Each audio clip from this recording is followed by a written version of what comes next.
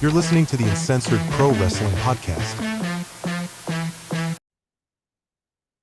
What is up, everybody? You are checking out the Uncensored Pro Wrestling Podcast. I'm your host, The Hot Commodity, and C, joined by my own Hot Commodity. And today we are covering WWE Backlash live in Lyon, France. And we are, well, based on what you said last week, are we like co-champions now, or are you still? Yeah. So we did our prediction video, and we actually got every prediction right. And said last week that if we both get the predictions right, then we're co-champions. So this is the first time ever in the Uncensored Pro Wrestling Podcast history that we have a co-WWE pay-per-view champion. So how do you feel about that? Good. Do you like being co-champion better than singles? I mean, it's our first time. Yeah, because I can't take all the pressure. Yeah, I guess it's a lot. I need a tag team. Well, we're covering WWE Backlash. Like I said, they are live in Lyon, France. Bloodline. I need somebody in my corner. I'll be there for you against the Tongas. What do you think of the crowd? A lot of people were very excited by this French crowd. The people, yeah, it was cool. It's shaking. The camera is literally shaking as they're capturing people. There was a noise message alert sent out. What do you think? Yeah, like I guess that the city made a noise for it because they were so loud, which is awesome. It was cool. I just wish I knew what they were saying. And I keep looking for a video that's going to tell us like what the crowd chants are. And it hasn't come out. I saw la la la la la la la la. Yeah, I don't know what that is. And then when they do the only get to the 2 count, they go, duh, something, something, duh. They go 1, 2, something, something, 2. I don't know what that means. They counted every pinfall. Maybe somebody can tell us in the comments. Yeah, let us know what they were. If you're from France or if you are French descent, let us know what they were saying. But to kick off Backlash live in France, we have the tag team match: Kevin Owens and Randy Orton teaming up against the new Bloodline, Tama, Tonga, and Solo Sikoa. Yep, I thought we were going to get that later. Before the match starts, all 4-men brawl. Referees and guards try to stop them, but they continue to attack the referees and continue to fight one another. And then Nick Aldis comes out and announces that this match is now a street fight. So we see a lot of action here. We see a cool moment where Orton back suplexes Tama Tonga onto the tables. Owens and Orton nail them with kendo stick shots. Owens lands a frog splash to Tama Tonga through a table. Solo hits a Samoan drop to Randy Orton through a table. They fight in the crowd area. A cool moment was when Kevin Owens landed a super brainbuster off the top rope through a set of like 4 chairs on the ground. And then Tama Tonga's brother comes down and pulls the referee out during the pin. His name is Tonga Loa, whatever. Low then pulls our referee out, allowing Solo to Uranagi through a chair and a Samoan spike to Kevin Owens to get a 3 count for the Bloodline. What do you think of the match, and what do you think of the appearance of Tama's brother, Tonga Loa? The match was really good. It was cool. I knew Bloodline was going to win because it was their first match, like without Roman, and they had to, show how powerful they are. I think we still have another Bloodline member coming. What do you think of Tonga Loa? Did you think he looked impressive? He felt indifferent? I didn't know who he was. Yeah, I didn't know either, of course. But yeah, I think they're all strong players and wrestlers, and I think they're going to be quite the force. I don't like them, but I think they're going to be very dominant. This was one of the better matches on this pay-per-view. But I was glad that we both got it right, and now the Bloodline looks stronger with this new Tama Loa joining them. We have the WWE Women's Championship up next. The Women's Champion Bayley defending against Naomi and Tiffany Stratton. And this was a great triple threat match. Tiffany lands her cool cartwheel elbow. She hits an Alabama slam to Bayley.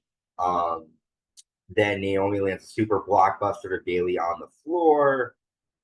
Bayley sunset flips Naomi into the corner and then lands a Bayley to belly to Tiffany and gets a 2. And then the end comes after Tiffany hits an Alabama slam to Naomi on top of the table, does the same to Bayley. However, it comes down to Bayley Naomi, and Bayley rolls up Naomi to get the win and retain the title. After the match, Naomi hugs Bayley and raises her arm. I thought Naomi was going to turn. In my eyes, the MVP of this match was Tiffany Stratton because I felt like she did the most out of all of them. But we knew Bayley was going to win.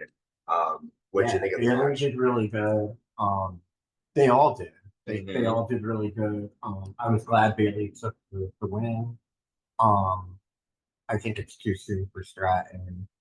And yeah, I'm excited to see probably a big rivalry between Stratton and Bayley. Mm-hmm.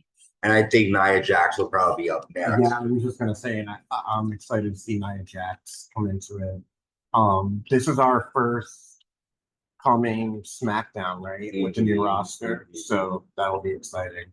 Yeah, but overall, this is a good match. Another good match on the card. We knew Bayley was going to win, but I thought all 3 of them were impressive. Did a good job here. The Bloodline walked past Jey Uso backstage. Paul Heyman walks by Jey shaking his head, so we don't know if he is implying that he's upset with this new Bloodline or that he's upset that Jey is not a part of it. But I got more that he was like scared and sort of looking at Jey. Yeah, I don't think it was anything with him. We'll see. We have the WWE World Championship up next. The World Champion Damian Priest defending against Main Event Jey Uso. This match really didn't do much for me. We saw JD McDonough come out during the match, but Jimmy was able to nail a spear to him. Jimmy lands different super kicks and spears to Priest. He kicks out to all of them. Jade, actually Jimmy. Sorry. Damian hits the South of Heaven to get a 2 count. Jey lands an Uso splash, but JD McDonough puts Damian's foot on the ropes. And then Damian ends up hitting a spear and a South of Heaven to retain. After the match, though, Damian Priest yells and gets in Finn Balor and JD McDonough's face, and they all raise their arms. So tension amongst the Judgment Day here at Backlash, but Damian Priest retains with help from them. What do you think of this? Yeah, I keep saying I think we're seeing the fall of the Bloodlines. I mean, Judgment Day.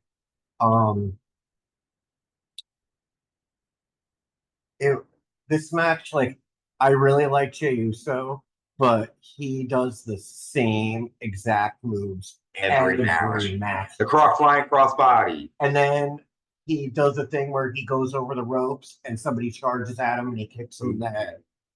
I could tell you what's going to happen verbatim. That's why I don't understand. Like, he's a guy. His entrance is cool, but like he really does nothing. Yeah, but same thing with LA Knight. It's like all these hands to work on. You know, and he blamed all his matches too. Yeah, I was just gonna say he blamed WrestleMania on the time limit, but it's like you only do 5 or 6 moves. Yeah.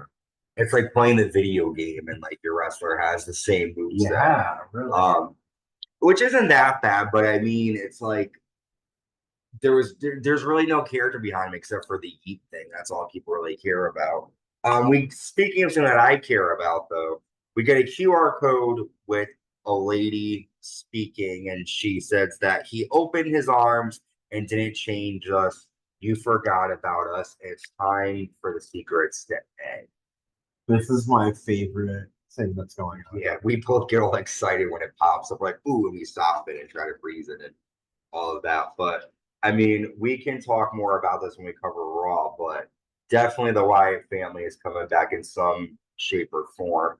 What we talked about, which I think is kind of silly, is that when these, like, interruptions happen, the commentators don't, like, play into it. They're just act like nothing happened, which doesn't make sense because when they debut, trying to get us psyched. Like, when Y2J happens, they didn't they were like, oh, what's this? And they acted like they didn't know. Like, they should be trying to psych people out. Like and also it's dumb too. Like anybody who's, working on a TV show and something like that goes on, they're going to say sorry for the interruption, folks. Or yeah, and the other thing is like not everybody can stop their TV and pull it up. Like, you know what I mean? Like for people who just have regular cable and stuff, they might not have any idea of what's going on. I think they need to start mentioning it a bit more because the problem is when you have supernatural characters, you know that it's fake to begin with. That when they make it really corny, it's hard to get behind them. That's why The Undertaker was so cool because they talked about him. They gave him like a character, and with this, it's just like no one's saying anything. And then they're gonna come out. And they're like, "Oh my god!" And the lights are gonna turn off. Shit's gonna appear, and everyone's like, "Oh my god, can you believe that just happened?" Well, it's like, well, you don't see any of this interfering in your right now, but they do that all the time. So next up, we have the WWE Women's Tag Team Championships on the line. The champions, the Kabuki Warriors, with Dakota Kai defending against Bianca Belair and Jade Cargill. Asuka starts off early with a Black Widow to Bianca Belair, and this whole match is pretty much Kabuki Warriors attacking Bianca and having control over her. Bianca finally gets the tag into Jade Cargill, and they land a double German to Kairi Sane. Kairi hits an insane elbow to Bianca, but Jade breaks up the pin.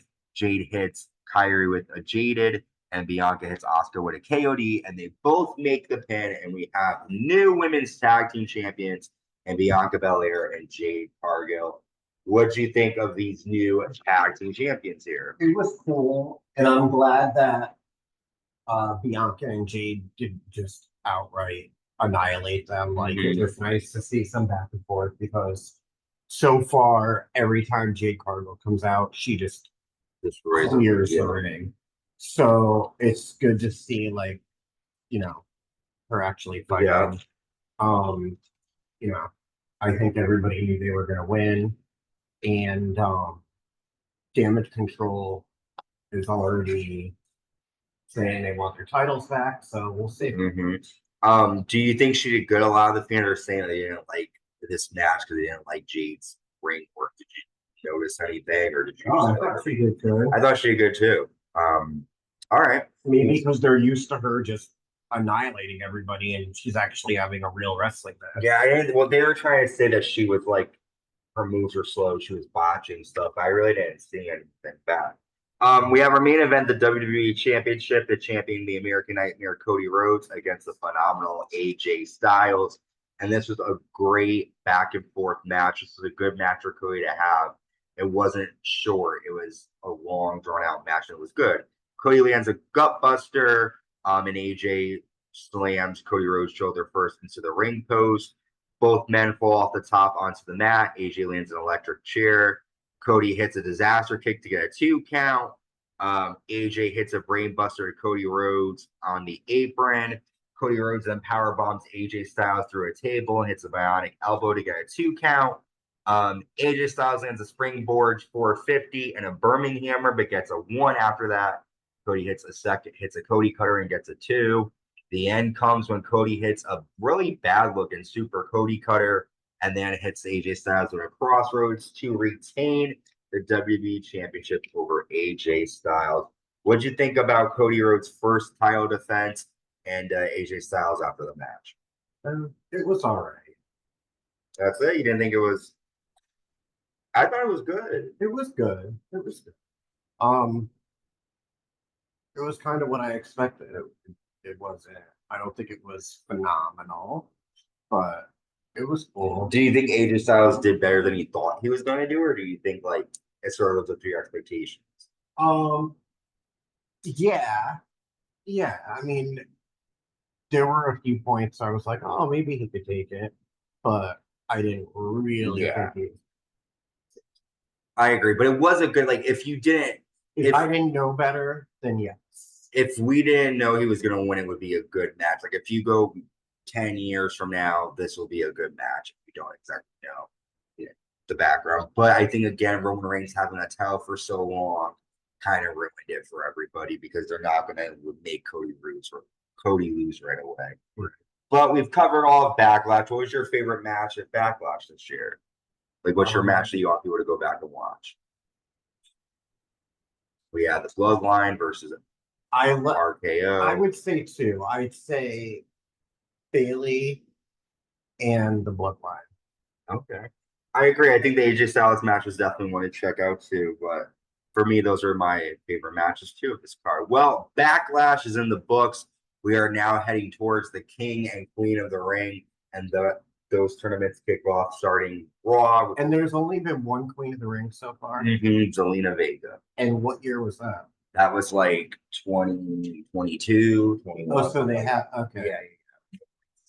Yeah. So we'll be recapping Raw, which is live in our home state of Connecticut, and then we'll be recapping Friday Night SmackDown on the road to King and Queen of the Ring. Until next time, stay safe and stay uncensored.